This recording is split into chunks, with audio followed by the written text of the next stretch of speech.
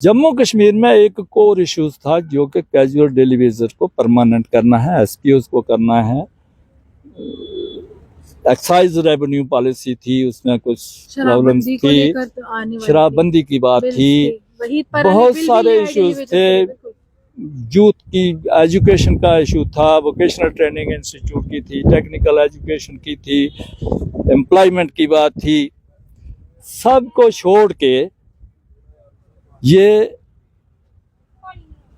उस मुद्दों पर चले गए जिनका जम्मू कश्मीर में जमीनी सतह पर कोई लेना देना नहीं था। धार्मिक नारे लगते हैं, जम्मू कश्मीर की विधानसभा में धार्मिक नारे लगते हैं, उसके बाद तमाम नेता बाहर आ जाते हैं, हाथापाई की स्थिति हो जाती है। लोगों ने किसके लिए वोट दिया था? पूरी पब्लिक को यह बात समझ में आ गई है अब कि भाई ये जो गरीब का कोई काम नहीं करना, उसमें ये पक्ष और विपक्ष दोनों एक मत हैं। क्योंकि ये जो सरकारें बनाने वाली पार्टियां हैं, इनके दिमाग में 5-10% के लोग ही होते हैं जिनके काम करने हैं, चाहे उनमें बड़े पॉलिटिशियन हों, कैपिटलिस्ट हों, बिजनेसमैन हों, ट्रेडर्स हों, इंडस्ट्रियलिस्ट हों या बड़े बड़े पदाधिकारी। लेकिन इसी सरकार में ये घोषणा भी हुई कि एएवाई को हमने 200 यूनिट बिजली दे दी, एएवाई को सिलेंडर की व्यवस्था, एएवाई को जो बेटियां हैं उनकी शादी का जो पैसा था वो बढ़ा दिया गया। एएवाई के साथ ही सब कुछ हुआ है और एएवाई को लेकर भी ये कह रहे हैं कि देखिए राशन जो था अतिरिक्त एएवाई को दे दिया है। पीठ थपथपा रही है सरकार। मैडम जी, ये गैर एलानिया धोखा है।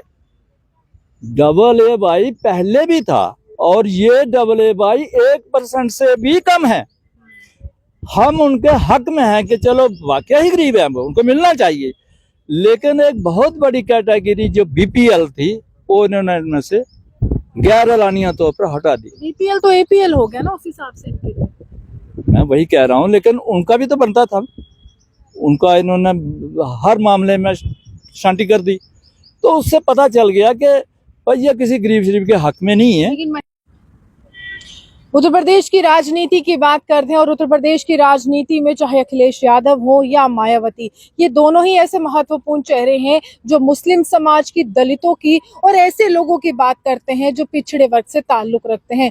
लेकिन वक्फ बिल को लेकर मायावती का क्या कहना है वो सब जानते हैं कि राहुल गांधी पर कड़ा प्रहार करती हुई नजर आ रही हैं और जम्मू कश्मीर में भी वक्फ बिल को लेकर काफी ज्यादा हंगामा जो है वो जो तस्वीरें सदन से सामने आई, उन तस्वीरों को लेकर किस प्रकार की राजनीति आगे बढ़ने वाली है और मुद्दे नदारद क्यों रहे। सर, आपसे जानने की कोशिश करेंगे कि ये जिस तरह से तस्वीरें थी या जिस तरह की स्थिति जम्मू कश्मीर की विधानसभा में उत्पन्न हुई, ये सोचा था कभी ऐसी तस्वीरें आएंगी? मैडम जी, जब ये इलेक्शन हुई तो जम्मू कश्मीर में एक लोकतांत्रिक फेस्टिवल चल रहा है। लोगों ने बढ़ चढ़ कर हिस्सा लिया और कश्मीर में भी इतने बड़े पैमाने पर लिया कि वाकया ही फेस्टिवल दिखा लोगों को। पॉपुलर गवर्नमेंट फ्रेम हो गई, फर्स्ट सेशन कश्मीर में चला, कुश्ती हुई, सेशन ख़त्म। तो जम्मू कश्मीर के लोगों को ये उम्मीद थी कि अब जम्मू में सेशन चलेगा तो ये काम करेंगे। लेकिन सरकार ने जो बिल 370 पर चर्चा के लिए ले आए, वक्फ स्पेशल स्टेटस वक्फ अमेंडमेंट के लिए ले आए, हमारा ये मानना है और पब्लिक ये समझती है कि अगर इस पर कोई डिस्कशन हो भी जाता, क्या जमीनी सतह पर कोई तब्दीली आती? क्योंकि इस हाउस में पार्लियामेंट के बिल पास किए हुए, राष्ट्रपति जी के सिग्नेचर हुए या उनमें से एक पर तो सुप्रीम कोर्ट की भी स्टैंप है, तो कोई तब्दीली नहीं आती। तो उस पर क्यों वक्त ज़ाया करना था? अगर सरकार को अपनी कॉन्स्टिट्यूंसी को एड्रेस करना भी था तो वो लास्ट दिन में कर लेते, लेकिन पहले उन्होंने वहां पर वक्त ज़ाया किया। जम्मू कश्मीर में एक कोर इश्यूज था जो कि कैजुअल डेली वेजर को परमानेंट करना है, एसपीओज को करना है। एक्साइज रेवेन्यू पॉलिसी थी, उसमें कुछ प्रॉब्लम्स थी, शराबबंदी की बात थी, बहुत सारे इश्यूज थे। यूथ की एजुकेशन का इशू था, वोकेशनल ट्रेनिंग इंस्टीट्यूट की थी, टेक्निकल एजुकेशन की थी, एम्प्लॉयमेंट की बात थी। सबको छोड़ के ये उस मुद्दों पर चले गए जिनका जम्मू कश्मीर में जमीनी सतह पर कोई लेना देना नहीं। सर धार्मिक नारे लगते हैं, जम्मू कश्मीर की विधानसभा में धार्मिक नारे लगते हैं, उसके बाद तमाम नेता बाहर आ जाते हैं, हाथापाई की स्थिति हो जाती है। लोगों ने किसके लिए वोट दिया था? मैडम जी, यही तो एक समस्या आई कि दोनों पक्ष और विपक्ष मजबूर नारे मार रहे हैं। मतलब जम्मू कश्मीर को ये कहां को लेने जाते हैं, किस तरफ लेके जाना चाहते हैं, यही तो सवाल है। और हमें तो ये लगा है, बल्कि पूरी पब्लिक को ये बात समझ में आ गई है अब कि भाई ये जो गरीब का कोई काम नहीं करना, उसमें ये पक्ष और विपक्ष दोनों एक मत हैं। क्योंकि ये जो सरकारें बनाने वाली पार्टियां हैं, इनके दिमाग में 5-10% के लोग ही होते हैं जिनके काम करने हैं, चाहे उनमें बड़े पॉलिटिशियन हों, कैपिटलिस्ट हों, बिजनेसमैन हों, ट्रेडर्स हों, इंडस्ट्रियलिस्ट हों या बड़े बड़े पदाधिकारी। लेकिन इसी सरकार में ये घोषणा भी हुई कि एएवाई को हमने 200 यूनिट बिजली दे दी, एएवाई को सिलेंडर की व्यवस्था, एएवाई को जो बेटियां हैं उनकी शादी का जो पैसा था वो बढ़ा दिया गया, एएवाई के साथ ही सब कुछ हुआ है। और एएवाई को लेकर भी ये कह रहे हैं कि देखिए राशन जो था अतिरिक्त एएवाई को दे दिया है। पीठ थपथपा रही है सरकार। मैडम जी, ये गैर एलानिया धोखा है। AA पहले भी था और ये AA 1% से भी कम है। हम उनके हक में हैं कि चलो वाकई ही गरीब है, उनको मिलना चाहिए, लेकिन एक बहुत बड़ी कैटेगरी जो BPL थी वो इन्होंने इनमें से गैर एलानिया तौर पर हटा दी। BPL तो APL हो गया ना उस हिसाब से इनके लिए। मैं वही कह रहा हूँ, लेकिन उनका भी तो बनता था, उनका इन्होंने हर मामले में शांति कर दी। तो उससे पता चल गया कि भाई ये किसी गरीब शरीफ के हक में नहीं है। लेकिन महिलाओं के तो हक में है। इनका ये भी कहना था कि जो बस सेवा है मुफ्त, वो तो हमने महिलाओं को दी, महिलाएं काफी ज्यादा खुश हैं। मैडम, जम्मू में मेरा एक रिलेटिव है, वो कहीं अफसोस करने जा रहे थे। अब उसकी वाइफ कहती है कि मैं तो फ्री वाली बस में जाऊंगी, तो उसने बस पे चढ़ाया और हस्बैंड जी गाड़ी में नहीं चढ़े। तो वो फोन करती है कहाँ पहुंचे, उसने कहा मैं कहाँ पहुंचूंगा, आपका प्रावधान किया हुआ है, मेरा नहीं किया हुआ, मैं नहीं आया। अब मियाँ बीवी घर से अलग जग जाएंगे, ये क्या है? लेकिन सरकारें अगर इस तरह से आप कह रहे कि भेदभाव करेंगी तो कहाँ जाएगा भविष्य जम्मू कश्मीर का? मैडम, हमें तो खतरे में ही लग रहा है अब इस असेंबली सेशन को देखने के बाद। जितने भी जम्मू कश्मीर में इंटेलेक्चुअल कम्युनिटी के लोग हैं, हमारा बहुत सारे लोगों के साथ उठना बैठना है, सारे परेशान और शर्मसार हैं कि किस तरफ लेके जाना चाहते हैं, ये करना क्या चाहते हैं। जबकि 2 सेशन में ये इनका उपलब्धि का रेट जो है वो 0 है। जब ये कोई करना ही नहीं चाहते, सत्ता के केंद्र की बात करते थे कि जी सत्ता डिवाइड है, LG साहब के पास पावर। यही वो नेता थे जो कहते थे कि चुनाव नहीं हुए हैं, हम MLAs नहीं बने हैं, नेतृत्व नहीं कर पा रहे हैं। और जैसे ही MLA बनते हैं अपने लिए स्कॉर्पियोज आ जाती हैं, अपने लिए फॉर्च्यूनर गाड़ियां आ जाती हैं। और डेली वेजेस के लिए जब पैसे की मांग की जाती है कि रेगुलराइजेशन के लिए पैसा चाहिए, तो वो कहते हैं फंड्स की कमी। मैडम, गरीब है ना, वो डिफरेंसेस गरीब और अमीर के बीच है।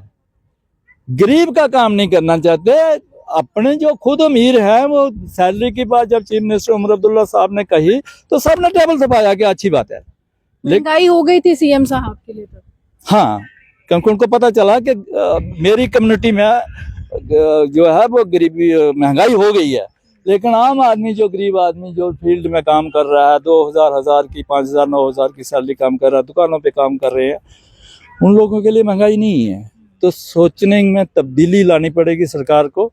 बहुजन समाज पार्टी 14 अक्टूबर को या इसके दूसरे दिन हम एक रेजोल्यूशन पास करके LG साहब के पास जाएंगे। क्या लिखा होगा सर उसमें हम ये कहेंगे कि या तो LG साहब को कहेंगे कि आप हाउस को दोबारा तलब कीजिए, जो आपके दायरे इख्तियार में है, जितना भी पॉसिबल हो, 2 दिन 4 दिन। लेकिन विंटर सेशन तो लगेगा, सर्दियों में तो फिर लगेगा। मैडम, इतनी तकलीफ से लोग आए हैं, इतनी उम्मीद थी, और इन्होंने लाख परिवार के चेहरों से मुस्कुराहट छीन ली। और उनके रिलेटेड अगर पूरा हिसाब करें तो 4-5 लाख परिवार को इन्होंने मायूसी दी है, और इसके लिए ज्यादा इंतजार नहीं किया जा सकता। लेकिन अगर मैं बहुजन समाज पार्टी की बात करूं, उत्तर प्रदेश में भी अस्तित्व डगमगा रहा है, तो जम्मू कश्मीर में विस्तार कैसे करेंगे? जहां से आपका गठन हुआ वहां ही अस्तित्व नहीं है, तो यहाँ कैसे होगा? मैडम ऐसा तो कुछ नहीं है। दिल्ली में केजरीवाल जी हार गए हैं और डोडा में महाराज मलिक जीत गए हैं। ऐसा कुछ नहीं होता है कि वहाँ का क्या है, वहाँ की परिस्थितियां अलग है। विश्वास नहीं कर पा रहे हैं वहाँ के लोग, क्योंकि जितना दलित वोटर था, जितना दलित वोटर था वो सारा कांग्रेस की तरफ शिफ्ट हो गया या फिर अखिलेश की समाजवादी पार्टी की तरफ।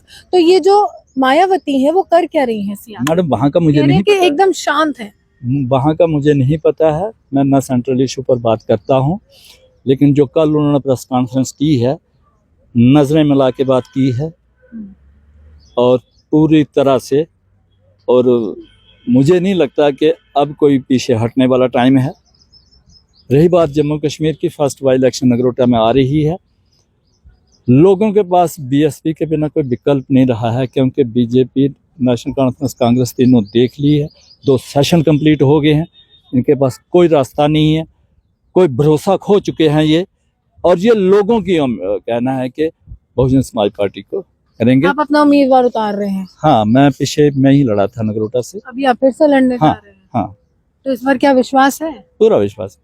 तो जीत किसकी होने वाली है? बहुजन समाज पार्टी की। कितने वोट आए थे सर पिछली बार? मैं पिछली बारी हमारे कैंडिडेट ने, किसी ने भी 1000 वोट क्रॉस नहीं किया, एक्सेप्ट कठुआ में 33,000 वहाँ मिला था। बहुत सारी रीजंस थे,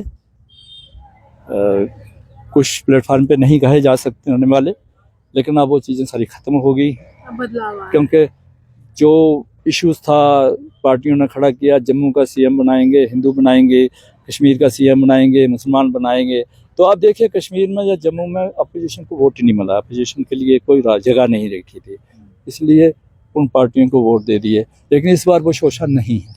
देखिए लगातार यहाँ पर जो क्षेत्रीय दल हैं, जम्मू कश्मीर की अगर हम बात करें तो पीडीपी यहाँ पर है, या फिर अगर हम कहें नेशनल कॉन्फ्रेंस यहाँ पर है। नेशनल कॉन्फ्रेंस ने सियासत में पूरा सूपड़ा साफ कर दिया कश्मीर क्षेत्र में। और जम्मू की बात करें तो राष्ट्रीय राजनीतिक दल भाजपा जो है वो प्रबल होकर आ गया ही। प्रधानमंत्री की रैलियां, गृह मंत्री की रैलियां, और वहीं जो अन्य राज्यों के क्षेत्रीय दल थे वो यहाँ पर अपना खाता नहीं खोल पाए। कारण यही था कि दबाव जो था दोनों तरफ से था। फिलहाल इनको लगता है कि इस प्रकार की स्थिति जो है अब उत्पन्न नहीं होगी, दबाव किसी का नहीं होगा, क्योंकि विकल्प के मार्ग जो है अब खुल चुके हैं। और विकल्प के तौर पर बहुजन समाज पार्टी की विचारधारा को लोग आगे लेकर बढ़ने वाले हैं और आगे लेकर चलने वाले और स्वयं ही चुनावी मैदान में उतरने वाले हैं।